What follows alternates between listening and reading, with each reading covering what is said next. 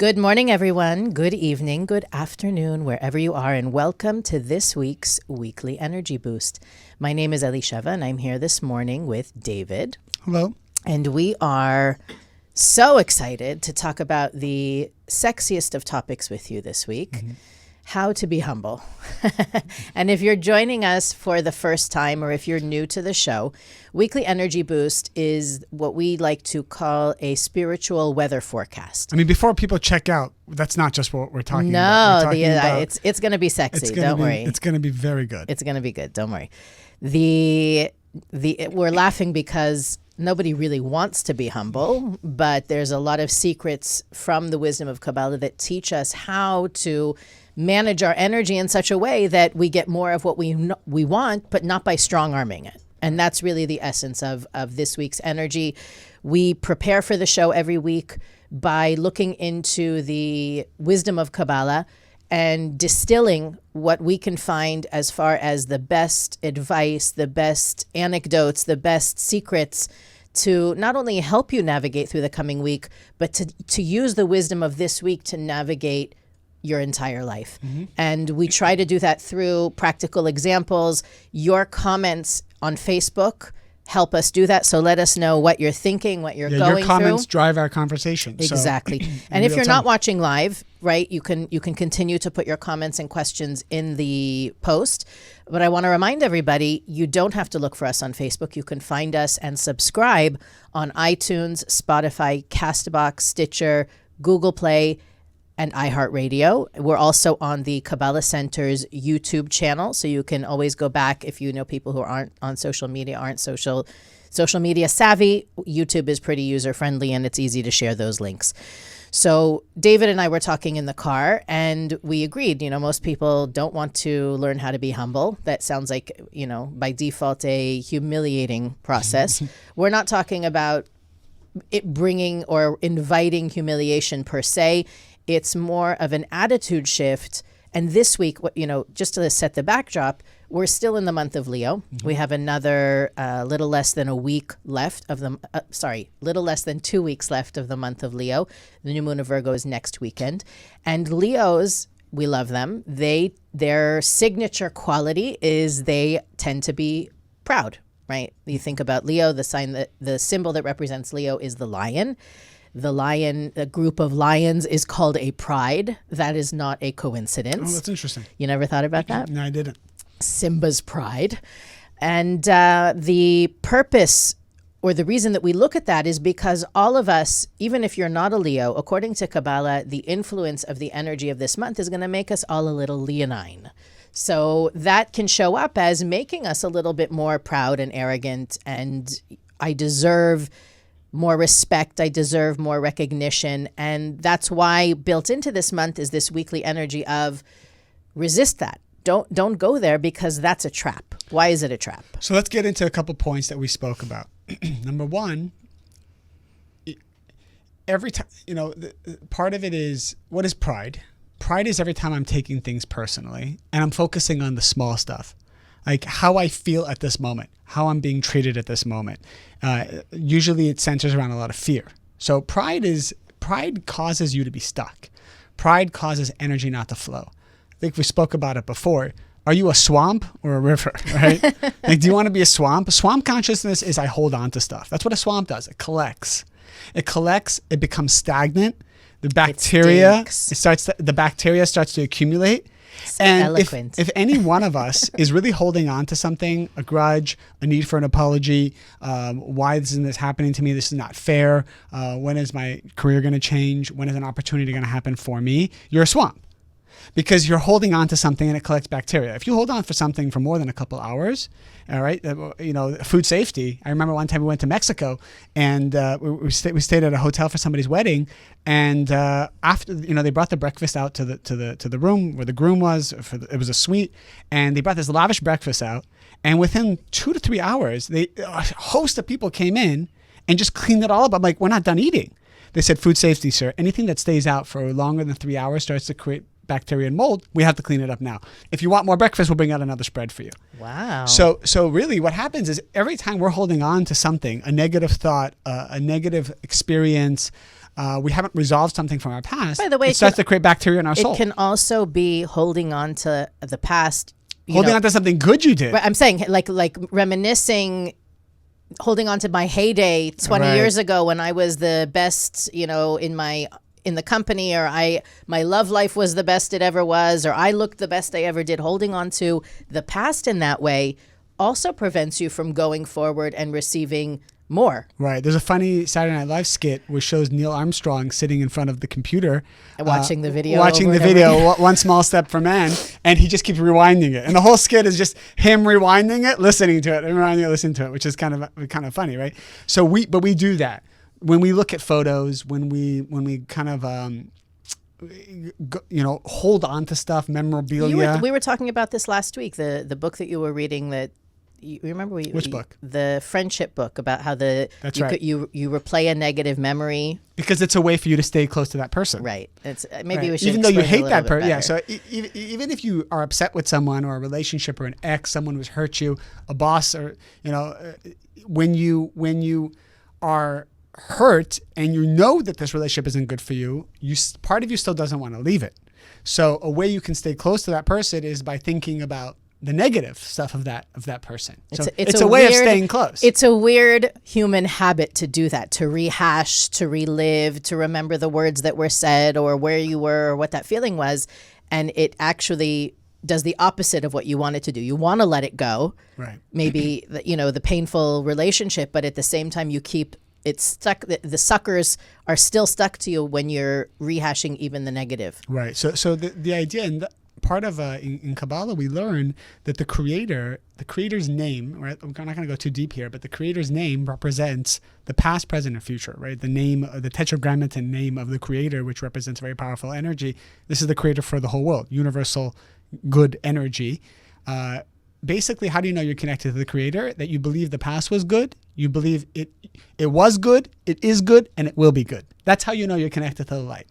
If any moment in your life you believe that your past was good, your present is good, and that your future will be good, and you have that certainty, you're 100% connected to the creator. And that's the anti-swamp.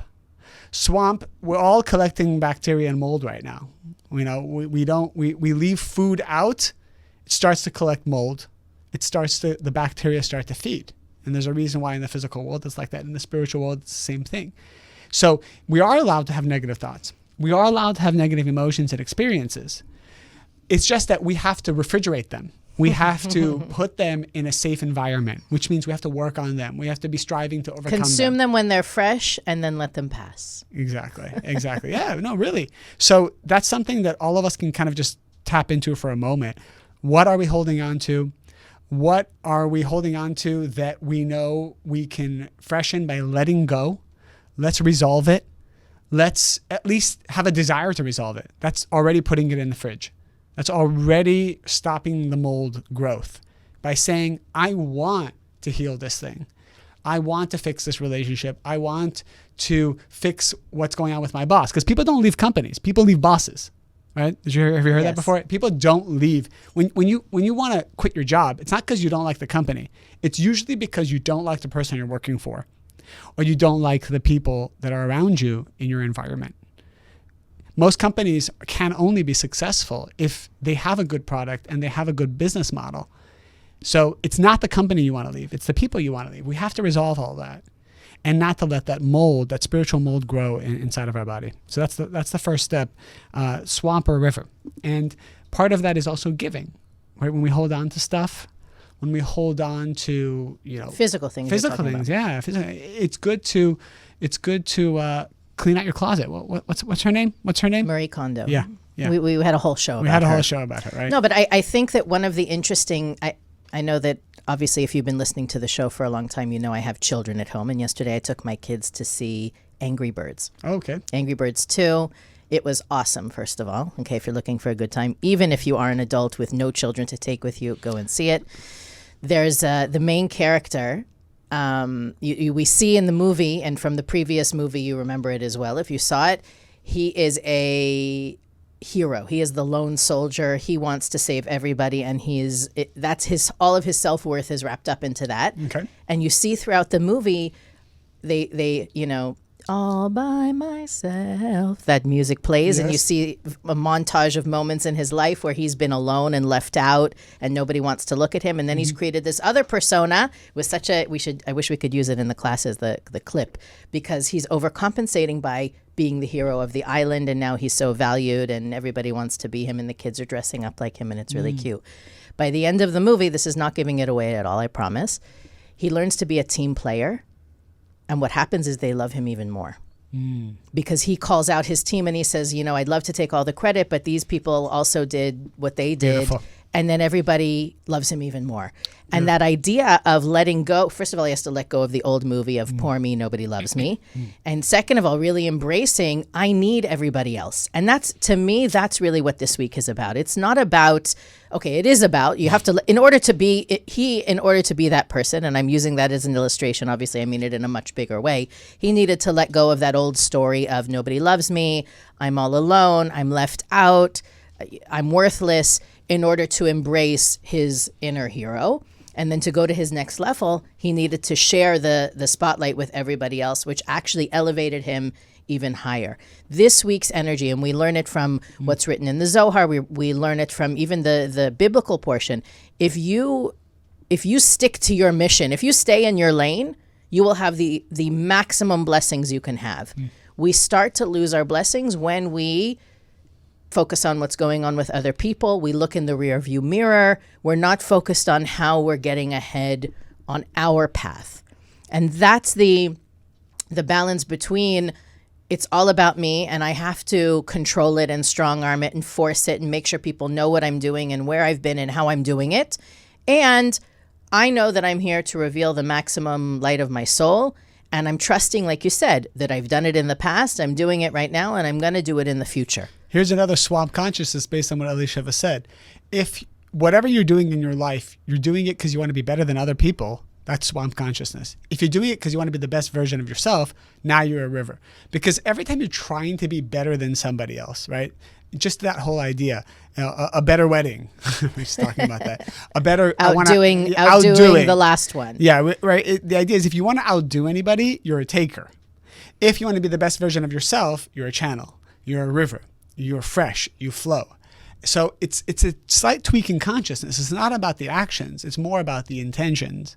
Am I trying to outdo or be better or do something faster than somebody else? Or maybe someone is doing something better than me and I'm trying to keep up or catch up with them. All of that is swamp consciousness, and all of that will hold you back. The only problem with being a swamp is nothing moves and you feel stuck and you have chaos and you feel that negative energy. So if you want things to flow, you gotta keep brushing things off, constantly let go. Just remind yourself, I don't want to be stuck here. Let me think how I can plant a positive seed. Let me think how I can be a giver. And let me stay in my lane, as Elisheva said, and not be trying to compare myself to others or outdo other people. I want to bring in an example that I don't think an area that I don't think we get specific enough with on this show. And that's in the area of relationships, personal, intimate relationships. David and I work with a lot of people one-on-one, and many times people come to us and say, well, my partner this, my husband that, my wife that. It's very easy to put it on what's not going well on the other person. Right.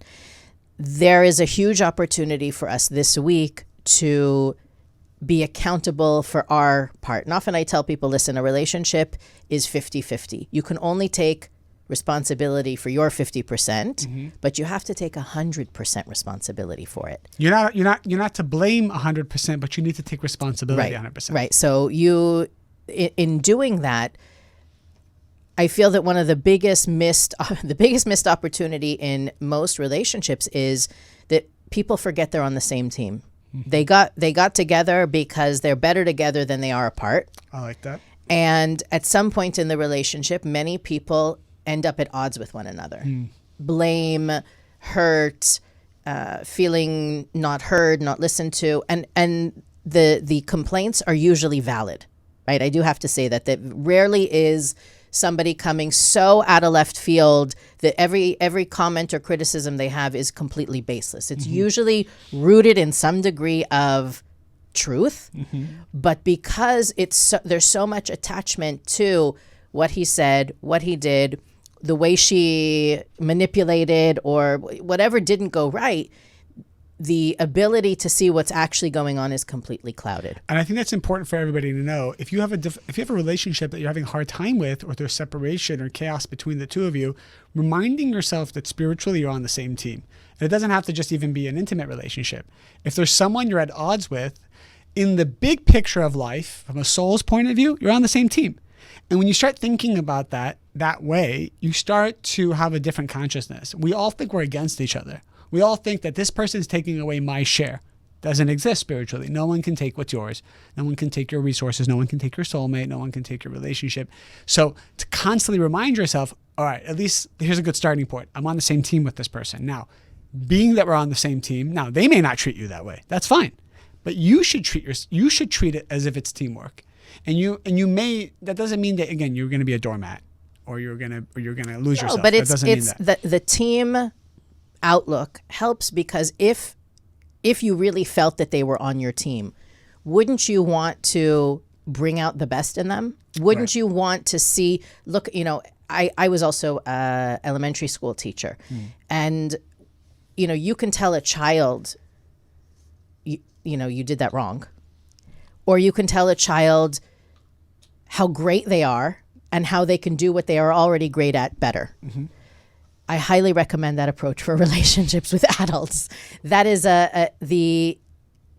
it's funny because maybe for me, I can speak as a woman, right? It's very easy to criticize and to say, you did this wrong. Women, I don't know. I don't have any memory. So maybe I have a soul memory of being a man, but I don't have any memory in this lifetime of being a man. I feel like women and the women that I work with are expert criticizers. and it's a gift. It's a gift. It's a superpower, but we're not using it right. And I think that one of the things that you see even with fabulous, up and coming women, business owners, entrepreneurs, they one of the great abilities they have is to see what's wrong in the business. Right. And we learn this in Kabbalah, that women are what's called malchut, the vessel, right? A female energy, not necessarily a woman, but female energy, because it can be a female soul in a male body. That's a whole other lecture. But a female energy, its job is to receive and manifest. And when it comes to manifesting and receiving into this vessel called yourself, you're always judging yourself and criticizing yourself. And that's why women have female energy has a larger tendency to self-criticize or to see what's wrong, because they're constantly, they need to energetically always be the proper vessel to receive and to manifest, right? It's the womb that collects the sperm to manifest the child. Yeah. We need to have a special slide that warns our listeners. David's about to mention David's weekly sperm mention. He finds a way to weave it into every show. Well, because there's so much spiritual connotation in the Zohar with that, and also it makes Elisheva laugh. So I think that's, and turn purple. So bottom line is that's why there is this energy of criticism in relationship courses. It's a gift to be able to bring things down to nuts and bolts, and practically this is how it is. The question is, what good does it do you? That's what I'm saying. What good does what do? You see what's wrong with the other person. Does it make you a better person? Does it make you better than them? No. Does it help them that you can make the laundry list of what they can change? No. Right. It doesn't empower at all. It's only a gift if you use it to reveal light. And that's why, again, you may be able to see what's wrong with your partner. If you're on the same team, how will you coach them? And when I even say coach, I don't mean coach as life coach. I mean as like soccer coach. You're going to tell the kid you're the best dribbler, I don't know, on our team. I'm going to pair you up with somebody who knows how to shoot on the goal. You're not going to say, well, maybe if you're not a good coach, you're going to say, I'm going to bench you. We're talking here about how to be the best partner. Last week, I officiated a wedding. That's what I do. I moonlight. I moonlight as a wedding officiator. So I married this couple, and part of what we were sharing in the ceremony, at the end, I shared the top 3 concepts that I've learned from meeting couples for the last 20 years. And one of the things that we talked about is I said to the bride and the groom that, let's say, for example, I told the bride, I said, let's say your groom, your husband, is wearing a green shirt, and a green shirt and you hate the way it looks on him, you should not say that I hate the way this shirt looks. I hate the color green. Take it off. Wear this instead. You can't do that, especially to a man. That really it hurts his ability to channel the energy of light. So what can you say? You look amazing in green, because you do. You believe he's handsome and you believe it looks amazing in green. But what you should say is, you look amazing in green, and I really love when you wear red. A man is always looking for ways, and the male energy is always looking ways to give and to channel his light, because he wants to be a river. He wants to channel energy. You just have to guide the male energy to see what is the way he can give. Telling him what he's doing is bad, it doesn't help. It doesn't help anybody. It doesn't empower how to direct energy. Mm-hmm. When you criticize, it doesn't empower, because you're now 2 steps removed from a solution.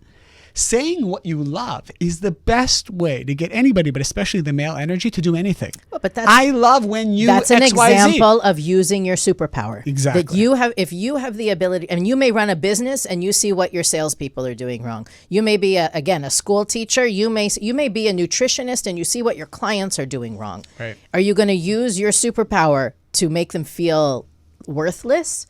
Or are you going to use your superpower to help them see their own greatness? Let's stop right there. If you guys, please support us as you always do. Our audience is always growing because of you. Write down questions that you have about any of the topics that we're talking about. Like and share the post if you feel anybody can benefit off of this. And also, something else that just came to my mind is, let's have a couple shows, a whole show directed to how to talk to men and a whole show directed to how to talk to women. Let us know if those are concepts you like, really defined, instead of, a relationship course.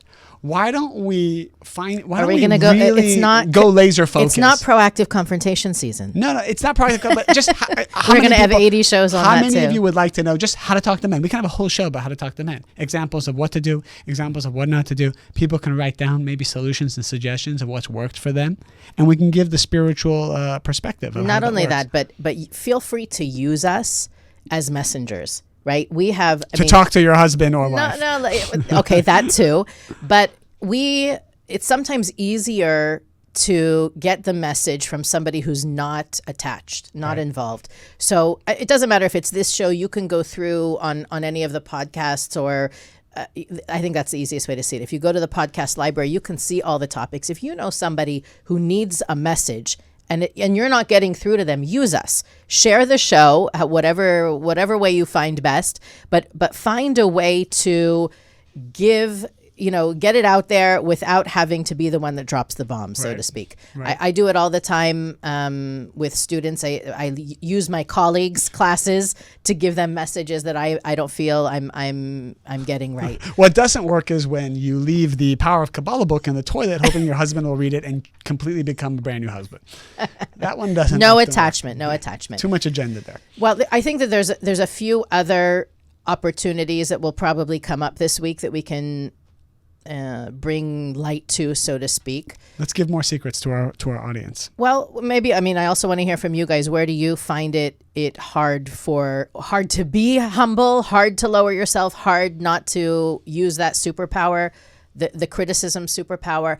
I'm thinking about some people that I know. I'm sure many of the people who know us or who have been listening to the show for a while, I often say, is this really going to matter to you in 5 years? What's going on right now? That's a question that often helps put things into perspective very quickly. And you might say, listen, I want to wallow in self-pity right now. It's not going to matter in 5 years, but I want to sit in the swamp for a few minutes. And if you're proactively choosing the swamp, that's better than reactively being in the swamp and not realizing that you're there. But my question, or I guess in the bigger picture, is how do you zoom out? Somebody is being difficult. Or even I can bring it down to my kids. Again, I have small school-age kids, and they don't fight like World Wrestling Federation fight. They fight over, that's mine. I got it first. I want to sit there. Very sort of benign bickering. And I always go to the older one and I say, what's going on here? And he tells me she started it. Mm-hmm. Now, don't tune out from this conversation, because we do this as adults too, right? Somebody sends an aggressive email and you retaliate right back with more aggression or defensiveness, or, I thought this was the wrong thing to do in the first place. So what happens when you say, I thought in the first place, I knew this wasn't going to work? You're one-upping the person, right? That's the reverse direction that you want to go in. Resist the need to show off your muscles. I know that my older son will win the argument. He's older, therefore he has more experience, therefore he's smarter. Don't use your smarts and your strength to win the argument. Use it to win the light. That, I think, is the biggest thing that we're going to find the opportunity to do this week, is if you're really listening to what's going on in any conversation, in any email chain, in any even political conversation, it's the universe giving you the opportunity. Am I going to stick it to them, or am I going to reveal light? What's one way to achieve that is to change our consciousness around rejection and failure. We are also afraid to go through rejection and failure that we become these vicious, like we start to viciously attack anybody who is going to win or over us, or control us, or make us look bad, because we have such a negative... It's a survival mechanism. Right, because we have such a negative perception of what failure is. And what the Kabbalah say, what the Zohar says, which is so powerful, is anybody who embraces failure, anybody who embraces rejection, anybody who embraces humiliation, let's say you're in an argument and you're being humiliated and you embrace it, which really means it's like you are lowering yourself, but you're doing it from a place of strength and self-confidence. If you do that, the way the universal energies work is equilibrium always must be reached. So the Creator elevates you. When you embrace... Can you say that again, please? I will. When you embrace failure, humiliation, rejection, evil speech, true or not, about you, and you embrace it, meaning you accept this low position that you've been put in, from a place of strength and certainty, not from a place of weakness. You're right. I'm the worst. Not the doormat place. Right. But say, you know what? I'm going through failure. I'm going through rejection, and I embrace this. Because the world must always come to an equilibrium, the Creator elevates you. And the opposite, if you try to lord yourself over people, make yourself better, if you are trying to win the conversation, you will win it, but then the Creator will lower you to bring you back to equilibrium. And it's such an amazing technique. I remember I had a colleague, and it's kind of funny, but it's so serious. My colleague and I, when I first became a teacher at the Kabbalah Center, he would come to me every day and criticize me about something I'm doing wrong. And what would happen is I saw that every time I got criticized and put down, from love, I had such a successful day, like miracles that day. And when I started to learn more. You became addicted to the criticism. I started to actually, when he started to come to me and try to put me down, I started to write it down. And be like, yeah, tell me. So I started give me more. And then after a couple of weeks. We are not advocating, looking for someone to bully you or it wasn't about bullying. They weren't bullying me. They were just telling me, let me point out a couple of things you could have done better today, right? And it was constant, right? David was the scrub. Right, I was a scrub. I was a freshman. These guys are senior, and they wanted to help me grow, right? I had a big desire, and they said, well, if you want to grow, we're going to tell you everything you're doing wrong all the time. I said, great. But it was very painful to hear it. But what I saw was every time I was kind of notified of what I'm doing wrong, the Creator elevated me quickly. And because I didn't reject it. I didn't throw it back in their face or shut down or get depressed or whatever. Because if you're getting sad about criticism, it means you're not embracing it. If you're getting depressed or you're getting angry about being criticized, you're not embracing it. So when I embraced it, I saw that the Creator brought so many more miracles into my life. And he came to me a month later and goes, I see what you're doing. You're embracing everything we're saying, and you're getting all this success. And so all of a sudden the criticism stopped. It became less and less. But I saw another time in my life where the person who was kind of my supervisor was guiding me and always telling me positive feedback. And my supervisor went on vacation for a month. And that month I didn't see miracles because I had nobody telling me what I was doing wrong. And it's so dangerous because we all want to escape pain. So we all like to put ourselves in situations that aren't painful. One of my favorite things about being a teacher is? You mean a teacher at the Kabbalah Center? Yes. Tell me. The surveys after my classes. Oh, I print them out and I relish them. Are they actually willing to share constructive, accurate feedback? They're not just saying Elisheva was great? Every course has the heckler, not heckler, but like the person who didn't like me from the first second they saw me. I know that, I look for them because they're the unbiased critic, right? The people who love me and say, well, she shouldn't wear purple, right? That's not what I'm looking for. I'm looking for the person who says, this is what she did wrong. I hated the sound of her voice. It was like nails on the chalkboard. I love it. I love it because, like David said, that's my opportunity to really grow my own personal capacity to conduct the light force of the Creator. And I want to bring it down to a more elementary concept really quickly, because I know we have some people who haven't done Kabbalah 1 that are listening to us. So first of all, if what we're talking about sounds foreign and confusing, please go to Kabbalah1.com and get started there. I think by class Kabbalah 3. ONE1, yeah. Right. By class 3, we introduce a concept that's called the opponent. And what's missing, I think, from our conversation is the fact that the part of us that suffers when we're criticized, that feels the pain when someone that we're trying to impress isn't impressed, that part of us is called the opponent. And it is not us. It's this, I heard a colleague use a beautiful example, and I'm stealing it from her completely. The soul comes into the physical reality wearing a virtual reality suit called a body. And there is a component of this virtual reality suit that is a voice that is there to challenge us to be the best versions of ourselves. That's the voice of the opponent. So the opponent will say, don't bother. The soul says, it's worth it. Right. The opponent says, you're nothing. The soul says, you are everything. Right. The opponent says, tell them where they can shove it. And the soul says, do you want light or do you want to be right? And that voice, unfortunately, the greatest illusion that voice creates is that voice is actually us. We start to believe that negative, pessimistic, destructive voice inside us is genuinely us. Kabbalah teaches that is not us. That is a construct of the physical reality that is part of the game of life, so to speak. And again, we get really deep into it in Kabbalah 1. But the idea is that David is talking about embracing the pain. The only part of us that's really suffering is the force of the opponent, the force of the ego. And what makes Kabbalah so unique, based on what Elisheva said, is we're learning. We don't have to do all the work. Like it's not your burden to try to figure out your entire life. Try to figure out who you're supposed to be in love with.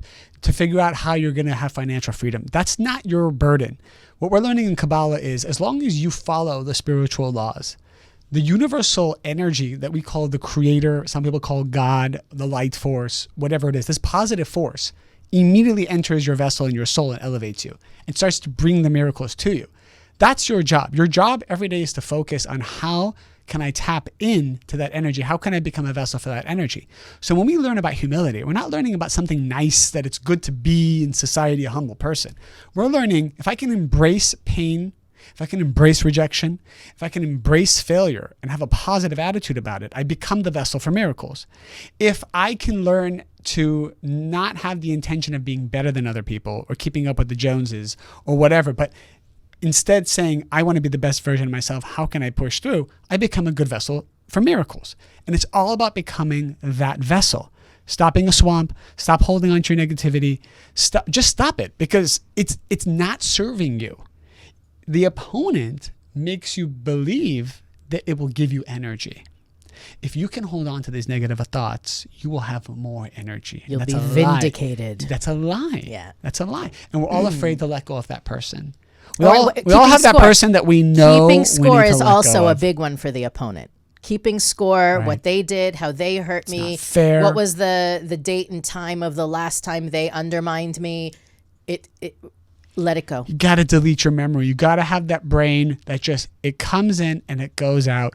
Do not hold on to the details. And people say, well, how can I do that? It's about wanting it. Whatever you want, you'll get. That's really what it is. If you want to hold on, you'll hold on. Thanks for joining us. Whatever you want, you can have. That's it. Well, I have two key areas I think we need to talk about this. Drop some secrets. There are questions. No, there are questions from the crowd. I'm kind of throwing them together and then filtering out two main areas where we need to talk about how to maintain humility in a role where you may need to actually do the opposite. Okay. One of them is you're looking for work. how do you have that exercise humility, stay in the light, but also exhibit confidence in your skills and your abilities, know your worth? That's a very fine line to dance on. Okay. So what I've learned from my teachers about, especially when it comes to business, is in the first stage, when it comes to you want to bring a product out to the world or service, your consciousness is to give. Giving is a great thing. And what if your product is you? Right? That's fine. Okay. Right? So you need to believe that you are giving this energy. It's not about you. It's about you just need to be a giver. If we gave a lecture and we get in front of an audience of 200 people, my teacher told me that's not the time you think about your negativity. That's not the time you think about what you need to work on or you need to change. For 2 hours, you need to just be a giver. You need to not even think about, is the audience liking me or not? Because then you're thinking about being a receiver. You can't think about, how do I look or how do I sound? You just need to be a channel and to give energy. So there's channel mode, and then there's correcting myself mode. When, let's say you're talking to a loved one, you need to be a giver. You can't be thinking about yourself and how you look, how you sound, and what you need to change. And that's what we do. We confuse these times. So if you want to start a business or bring a product out or bring a service out and that's you, promote it. Of course, I'm promoting this energy. It's not about me. I have a skill set. I learned a lot of things in my life. I think I can provide that to you. Here it is. Here's the cost. I feel it's going to be very valuable. I feel it's going to change your life. Here it is. Right? Here I am. Now, what happens when the first 5 clients reject you? Okay, so now it comes back to you. Say, no, I embrace that. I'm going to learn from that. You're trying to get the job and no, but you don't get called back by anybody. You don't get called back. That's okay. I'm a giver. I believe in my worth and my value. I'm going to take this as a message to optimize. I'm going to optimize. How can I be better? Thank you for the rejection. Can you tell me how I can be better? Reach out to them. Don't be afraid to hear it. That's the best. Okay, I know I got rejected. I want to be the best employee for the next employer. By the way, that's tell me what you said. I've also gotten some amazing feedback by people when they've said, I don't want to. I'm done taking this course or I'm done studying, and when I reach out and ask, I would love your feedback, I get diamonds. That's especially when you have the opportunity to ask somebody. I know it's a terrible thing to say, but let's say you get fired. Get the feedback. Find out why, what you can do differently. Even if you're already looking at wherever you're leaving and saying, well, they can't stand me already. Take it anyway. Take it anyway, because even if they're exaggerating what they're saying 1,000,000%, there's 0.001% of it, what's in there that's based in reality, and it's a diamond. One way to ask somebody out on a date. Think about this. Well, the next question was going to be about dating. How do you be humble? Be a humble dater. You know what? I haven't been on the dating scene for quite a while. I think at all in this lifetime, but right now that I think about it. So, but here's an interesting way of approaching it. Imagine there was someone that you like and you feel a connection to. You don't even know them. Walk up to them and say, just be honest. But you have so much self-confidence because you feel you can add value to this person. Not arrogance. There is a big difference between being arrogant and being self-confident. Yeah, don't be arrogant. Just say, you know what? Say, I feel a connection with you. Totally fine if you're dating somebody else. Give me one chance. Let's go on a date. And I feel like you'll enjoy it. And if you don't, no problem. I feel Never like have to you'll talk to me enjoy again. it. Did you hear what I feel David like you'll said? enjoy it. I feel like you'll enjoy me. Like I'm a ride at But Disneyland. not in a way, I feel like you'll enjoy the date because we'll be sharing energy with each other, right? Very positive, like very real, very positive, very self. It's not a game, it's not a manipulation. And let's say they say no, say, no problem. Are you sure? Because I really feel like you can. Everybody who's listening, if you are single and you are going to take David's advice, we want to hear what happens afterwards. Please send us the actual results from using David's advice. I really want to know how that works, Me right? too. Right? It's not something that we can try, but our audience can try. If you feel a connection to someone, just as an exercise of giving and an exercise of rejection. Now, if I get rejected, that's okay. That's okay. I want to learn. You can even say, you said no. That's totally fine. I'll leave you alone after this. Give me one thing that I could do better to be a better. Help me with my pitch. Yeah, help me with my pitch. Right? I want to have feel the light inside you when you ask someone out on a date. Okay, so two things. I want to go back and explain, the spiritual laws behind what David is saying, but we have a question here. What if we call an old beau? That's a recipe for disaster, in my opinion. Don't go back and ask for feedback from an ex. I don't think you I can don't really think it's be a problem unless you're with someone With now. someone else? With someone else. Yeah, unless you should never go back to the ex if you're with someone. That's disrespectful. But if you are single and you want to really come from a place of self-confidence and ask, and you're not actually trying to take energy from them, right?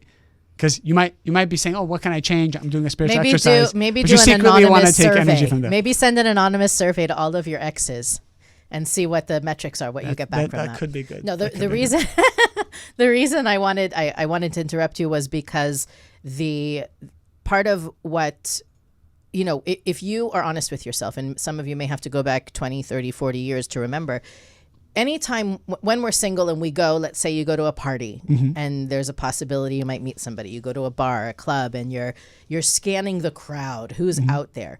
If we're honest with ourselves, what are we thinking in that moment? We're looking for who we think might be able to fulfill us. Okay. That's right? Who we can receive from. Right. We don't look at the crowd and think, who can I give to? Right. And David gave his advice. My advice is just to try it as a spiritual exercise. David's is dating specific. My advice in emulating the same thing. You may be married, you may be happily dating someone else. That's fine. You can do the same thing. The next time you walk into a room, scan the people, and ask, who can I give to right now? How can I share right now? Again, you may be married and you walk into a party and you're thinking, where can I be comfortable? Who can I talk to that's not going to require any effort or discomfort on my part? Correct. Flip it. Go out there and think, who can I share with? Who can I give to? Where in the room can I make a difference? You will have a completely transformed experience of that party. For the female, sometimes women ask, well, what's my blockage? Why can't I attract the right partner? And my experience has shown, obviously I'm marrying this with the wisdom of Kabbalah. My experience has shown that the most attractive energetic quality of a woman towards, let's say, a male figure is self-love and self-confidence. It's the number one reason why a man doesn't want to be with a woman, is because she doesn't feel like the light's inside of her. So what happens is a host of things go through the man's mind, which is going back to the caveman days. She's not going to be able to handle my energy. She's not going to manifest me right. She's not going to be able to provide. She's not going to be able to take care of my children. She's going to be depressed. There's nothing scarier to a man than a depressed partner, because it becomes a burden. It becomes a liability. It becomes another bill he has to pay, right? And obviously this goes both ways. But sometimes when women ask me, well, what could be the blockage? And my first question is, do you have complete self-confidence and self-love? Have you been working on that? Do you believe in yourself? And not from an arrogant place, not from a prideful place. And the best way to believe in yourself is to embrace rejection. The more you embrace rejection and failure in any aspect of life, even if you get rejected from your parents, if you get rejected from a community, let's say you're gay and you feel like you're being rejected in your community, and you embrace it, you start to have self-love. And that's how you start to attract your soulmate. So that's a big thing. But what you're saying, it's universal. It's not for men or for women or for... It is universal. So I'm trying to give a laser focus to one because one of the sect of questions our we population. got is, but yes. what's your dating advice for women? But it's the same. The exercise of asking someone out, it's for women or men. Oh yeah, women can very well also ask out someone that they feel a connection with, and you will be successful if you come from a place of self-love and self-acceptance. Imagine the woman coming up to the person, whether it's a man or a woman, saying, "I feel a connection. Give me one night." Don't say it like that. let me rephrase. Can you bleep that out? Not give me one night. Not give me one night. But I feel a connection. Let's go for a drink. And if you're not happy, no problem. Money back guarantee. Money back guarantee. Yeah, money back guarantee. I'll pay for the dinner. Wow. I mean, it's the...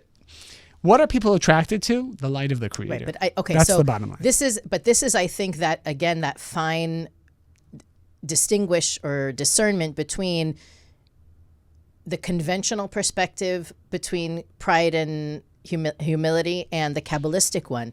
Humility means recognizing your light. Yeah, humility means you know how powerful you are, and you're willing to be in any position. And it's not because you have a PhD or your IQ is 210 or your waist is a size 8. Right. It's because you know that the light force of the Creator expresses itself uniquely in you. Correct. And that's the part of you that you're flaunting. Right. You know that the past was good, the present is good, and the future will be good. So do you want to go out on a date? Like, I know that everything ever happened in my life was good. I know that everything's happening right now is great. And I know the future is going to be great. So I'm not worried if you say yes or no to me right now. But I still need to make an action. Would you like to have a drink? Right? That's the consciousness you should have before you ask anything from anyone. You could be going on a job interview. You could be going out on a date. You could be suggesting, I have a group of friends. We like to go out to dinner sometimes. Sure. Sometimes it's because I'm bored. You don't want to ask, I don't mean me personally. Sometimes you ask people out, you want to do something because you're bored. Sometimes you need it because here's David and Elisheva saying, don't do it because you're bored, because then you're taking. Do it because you want to give, you need another opportunity to shine your light. It's a very different energy when you're gathering the troops to go out. Guys, we haven't been together in so long. Let's go out. Correct. Versus, who wants to have dinner tonight? And really coming from a place of, I need a platform to share. I need a stage to broadcast on. Let's go. This is the consciousness that we should have in everything that we do. I have certainty in my past. I have certainty in my present, and I have certainty in my future. Now let me, execute an action. Start a business, talk to someone, ask someone for something, ask for a loan if you need to, whatever it is. I have certainty, but I still know I need to go through the motions in this physical world to create a vessel for this energy. But I know that the energy was there for me, is there for me, and will be there for me. Final words for our friends. This is the week to let go of all the negative thoughts, not to be a swamp, to be a channel of energy, to be the fresh arrowhead stream of water that fills those bottles that we all pay for. Right? Pristine and untouched. Imagine at Whole Foods like swamp water. People would buy it. People would buy swamp water. Asparagus water was pretty popular for a while there. Swamp water. This bottle is filled with things that have been stagnant for a long time. If you've been holding on to a relationship or holding on to hurt and pain, this water is for you. We're going to let it go.